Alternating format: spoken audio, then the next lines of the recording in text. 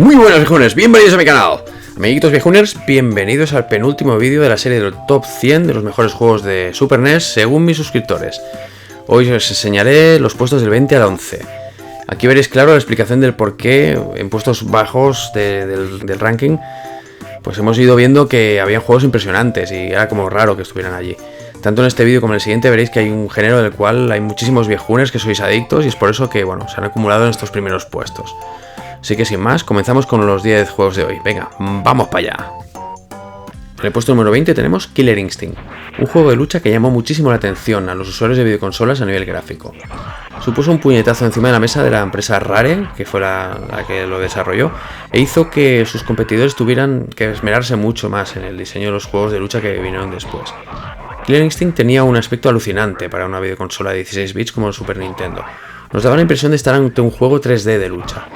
Es evidente que la inspiración de Mortal Kombat estaba presente en su desarrollo, la verdad, tanto en el aspecto general de los luchadores como en el hecho de tener una especie de fatalities. Los gráficos estaban pre-renderizados con estaciones Silicon Graphics. Los más viejuners del lugar os sonarán estos ordenadores míticos de los 90, famosos por su potencia en generar efectos especiales para películas y bueno, gráficos 3D, etc. En el 19 aparece Donkey Kong Country 2 del año 95, secuela del primer Donkey Kong Country, una muy digna continuación.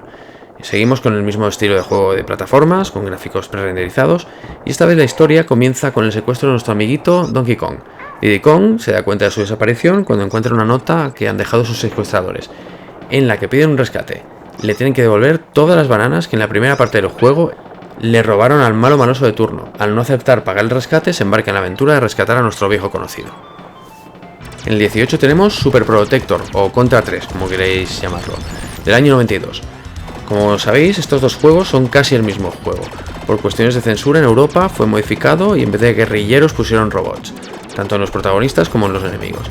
Yo personalmente prefiero el Contra 3 en vez del Protector. Es como más noventero ver humanos con metralletas al estilo Vietnam, que no robots por todas partes. Es un juego difícil a rabiar, al mínimo roce de un disparo enemigo y ya estás muerto.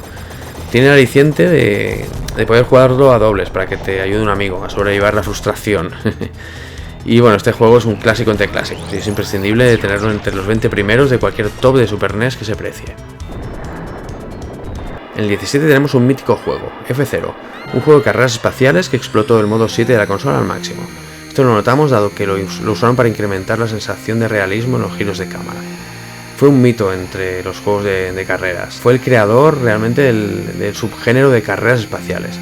Las melodías de este juego para mí son inolvidables, muchas de ellas. Incluso en el F-Zero que salió para Nintendo 64, algunas de ellas fueron remezcladas. Fue uno de los lanzamientos de salida en la consola en Japón, por lo que se convirtió muy pronto en un título de referencia en cuanto salió en Europa, para nuestra queridísima Super Nintendo.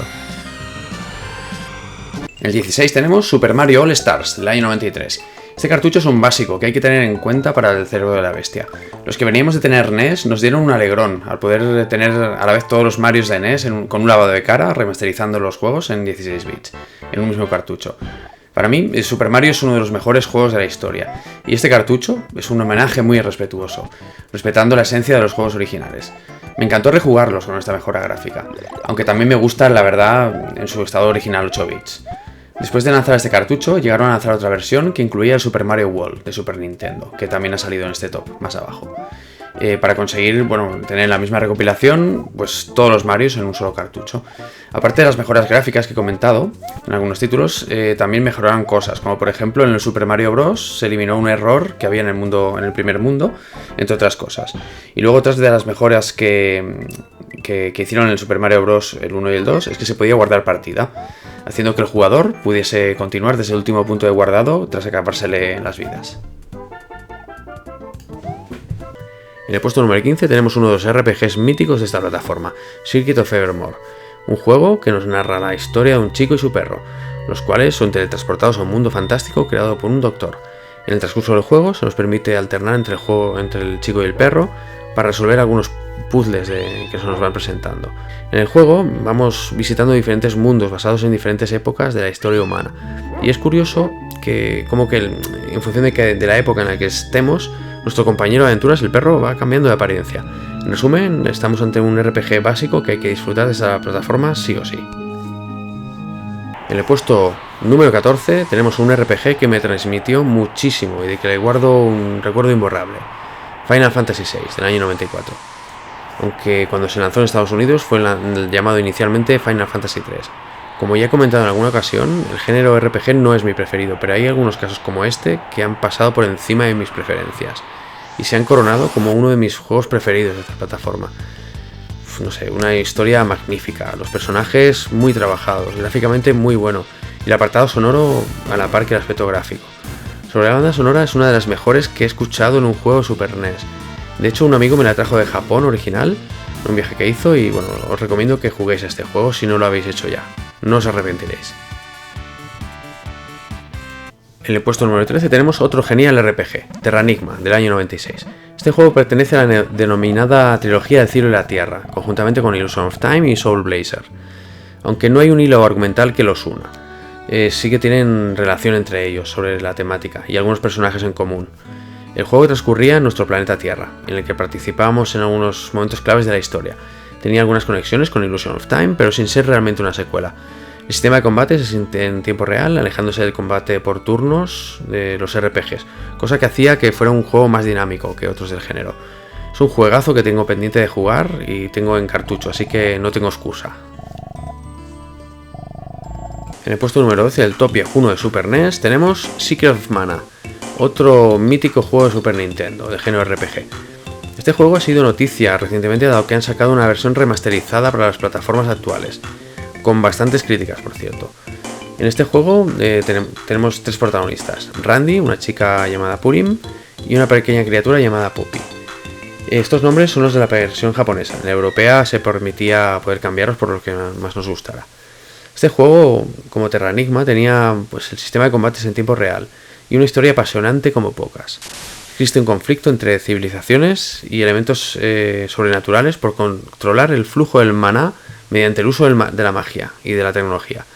Un grupo de caballeros se esfuerza a mantener el orden en este conflicto, protegiendo el árbol del maná. Un juego muy recomendable y esencial de esta plataforma, que tiene una horda de incontables seguidores. En el número 11 tenemos Illusion of Time, del año 95. Es el segundo juego de la trilogía del cielo y la tierra.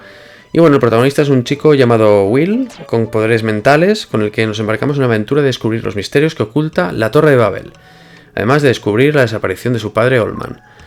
El juego transcurre en un universo mágico y muy bonito, pero que vive bajo la amenaza de la llegada de un cometa que traerá consigo la destrucción del planeta.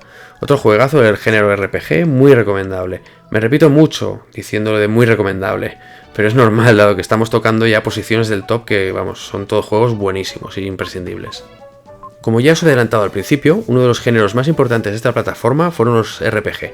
Está claro que entre los viejuners hay muchísima gente adicta a este estilo de juegos, por lo que bueno, se ha visto reflejado en los votos. Los títulos que hoy os he enseñado y los que vienen en el último vídeo que nos queda pues dejan claro esto que comento. El juego que escojo esta semana para viciarme es el Super Mario All Stars, aunque creo que me durará más de una semana, la verdad. Pero bueno, viejuners, esta serie se acaba y comenzaré la de Sega Mega Drive, que espero que sea tanto o más interesante que este top 100 de Super Nintendo. Si os ha gustado el vídeo, dale a like y suscribiros al canal, y no os olvidéis de darle al campanón de YouTube para estar al día de las últimas novedades del canal. Nos vemos en el próximo vídeo. ¡Hasta luego, Lucas!